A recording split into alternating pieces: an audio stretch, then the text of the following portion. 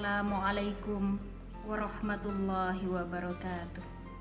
Alhamdulillah, nahmaduhu wa nasta'inuhu wa nastaghfiruh wa na'udzu billahi min syururi anfusina wa min sayyiati a'malina. May yahdihillahu fala mudhillalah wa may yudlil fala hadiyalah. Wassalatu wassalamu ala Rasulillah wa ala alihi wa sahbihi wa mawala.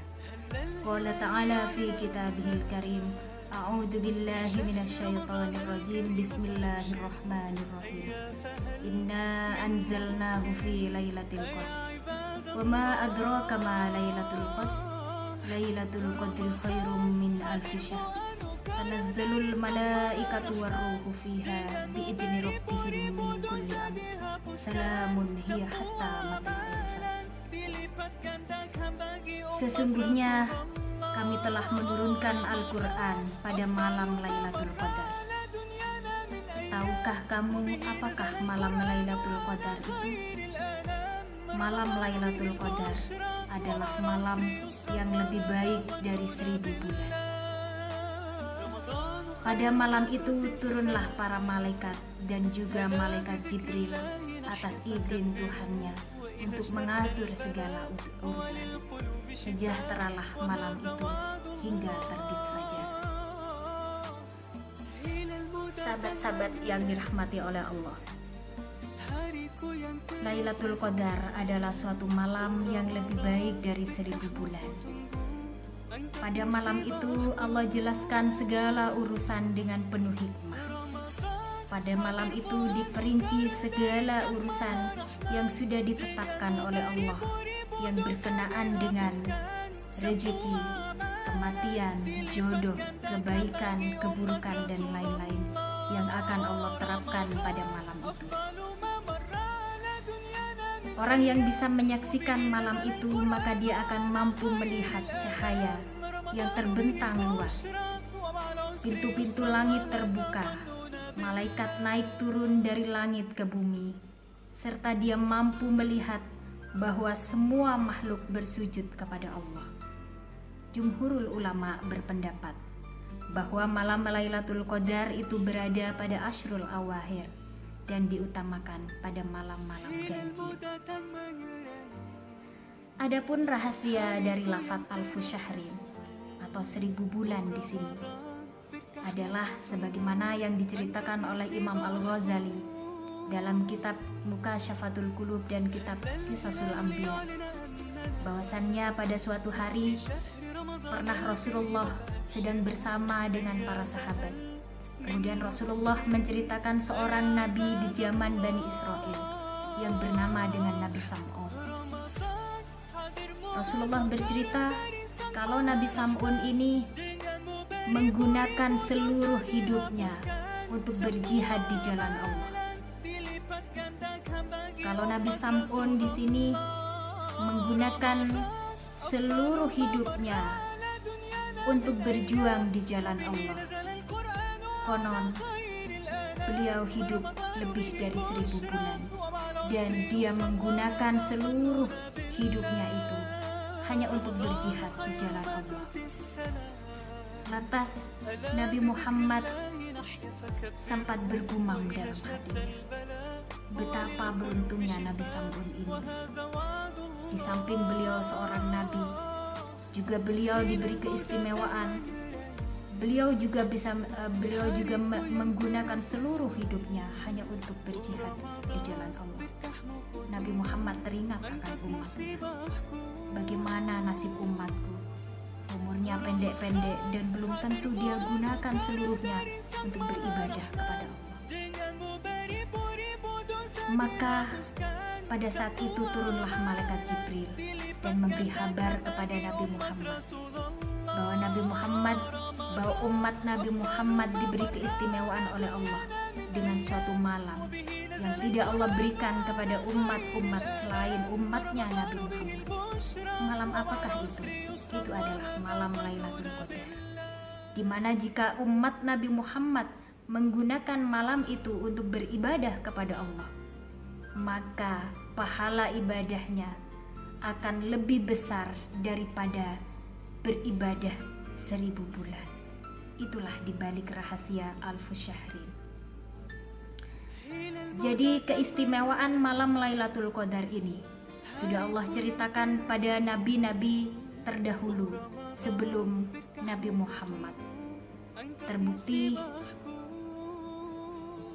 pernah suatu saat Nabi Musa alaihissalam dalam munajatnya bermunajat, berkata kepada Allah, meminta kepada Allah, "Ya Allah, saya ingin dekat denganmu ya Allah." Apa jawab Allah Ta'ala? Allah Ta'ala menjawab, "Wahai Musa, mendekatlah kepadaku melalui orang-orang yang menghidupi, memenuhi, mengisi malam-malam Lailatul Qadar dengan ibadah." Kemudian Nabi Musa kembali bermunajah kepada Allah, "Ya Allah, aku ingin mendapatkan rahmat-Mu ya Allah." Allah menjawab, "Rahmatku hanya untuk orang-orang yang mengasihi orang-orang miskin pada malam-malam Lailatul Qadar." Nabi Musa kembali bermunajat kepada Allah, "Ya Allah, aku ingin selamat dari api neraka ya Allah." Allah menjawab, "Itu hanya aku peruntukkan bagi orang-orang yang memohon ampunan padaku di malam-malam Lailatul Qadar." Nabi Musa kembali bermunajat kepada Allah, "Ya Allah, aku ingin duduk-duduk di bawah naungan pohon-pohon surgamu ya Allah." Allah Ta'ala pun menjawab, "Itu hanya aku peruntukkan bagi orang-orang yang bertasbih di malam-malam Lailatul Qadar." Terakhir Nabi Musa bermunajat kepada Allah, "Ya Allah, aku hanya ingin mendapatkan ridho-Mu." Allah Ta'ala menjawab, "Ridhoku hanya aku berikan kepada orang-orang yang beribadah di malam-malam Lailatul Qadar." Diceritakan pula bahwasannya tiap-tiap malam Lailatul Qadar Allah Ta'ala menurunkan satu rahmatnya yang mengenai kepada seluruh orang yang beriman dari ufuk timur hingga ufuk barat. Tetapi satu rahmat ini masih banyak sekali tersisa, hingga malaikat Jibril pun matur kepada Allah Ta'ala, "Ya Allah, ini rahmat-Mu sudah aku bagi-bagikan kepada seluruh orang yang beriman, tapi masih sangat banyak sekali sisanya ya Allah." Allah Ta'ala menjawab, "Kamu bagi-bagikan rahmat-Ku ini kepada bayi-bayi yang lahir pada malam itu, baik itu bayi orang muslim atau bayi non-muslim. Begitu banyak keberkahan pada malam Lailatul Qadar hingga semua orang bisa merasakannya." Kaum muslimin yang dirahmati oleh Allah, amalan apakah yang seyogyanya kita kerjakan pada malam-malam Lailatul Qadar? Diceritakan dari Sayyidah Aisyah radhiyallahu anha, "Kana Rasulullah sallallahu alaihi wasallam yajtahidu fil ashril awahir ma la yajtahidu fi ghairihi." Rasulullah lebih menggiatkan ibadah-ibadah di malam-malam terakhir di bulan Ramadan. Dengan cara Rasulullah lebih mengistimewakan malam 10 akhir dari bulan Ramadan ini, ditunjukkan dengan berbagai macam ibadah yang beliau lakukan. Di antaranya adalah satu, Rasulullah biasa menghidupkan malam-malam Lailatul Qadar, malam-malam 10 terakhir di bulan Ramadan ini, dengan memperbanyak melakukan tahajud, dengan memperbanyak melakukan qiyamul lail.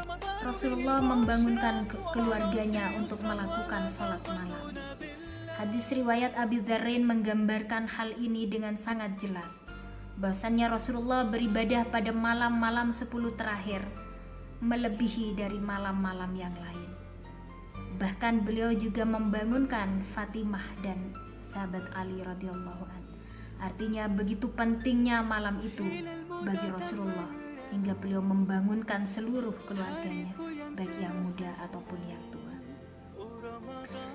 Rasulullah juga biasa mengencangkan ikat pinggangnya atau menghindari tempat tidur. Beliau lebih memilih untuk beriktikaf, menyendiri, memburu kenikmatan ibadah pada malam-malam Lailatul Qadar.